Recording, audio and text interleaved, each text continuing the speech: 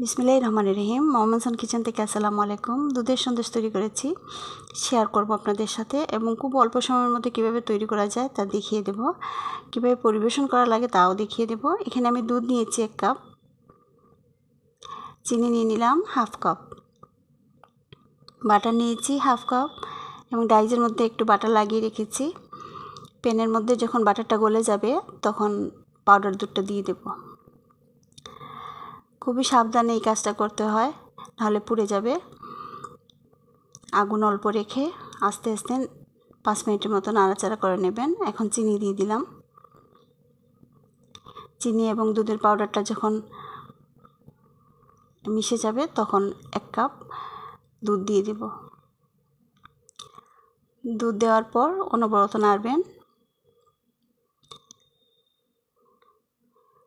নাড়া থামাবেন না যতক্ষণ না একদম একটা ক্ষীরের মতো হয়ে আসে, তখন নামিয়ে নেবেন। এই যে একদম ক্ষীরের মতো হয়ে গিয়েছে, একদম শুকিয়ে গিয়েছে।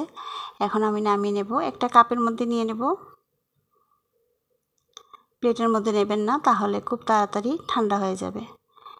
এখন আমি ডাইসগুলোতে একটা চামচের সাহায্যে আমি এই ক্ষীরটা দিয়ে দিলাম। খুবই সাবধানে করবেন, খুবই গরম থাকে এবং গরম গরমই করতে হয়।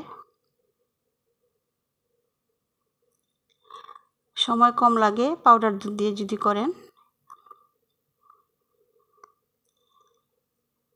এখন আমাদের সবার হাতে সময় কম, তাই পাউডার দুধ দিয়ে ঝটপট তৈরি করে নেবেন। অনেকগুলো হয়ে গিয়েছে 1 কাপ পাউডার দুধ দিয়ে। আমি এখানে মুড়ির সাথে রেখেছি। মুড়িটির মধ্যে যদি রাখা হয় তাহলে সন্দেশগুলো অনেক দিন থাকে, 1-2 মাস রাখা যায়। তাই মুড়ি দিয়ে খেতে ভালো লাগে। আমি মাটির বাসনে দেখিয়ে দিলাম এবং কাপের মধ্যে দিয়েও দেখিয়ে দিলাম। আল্লাহ হাফেজ।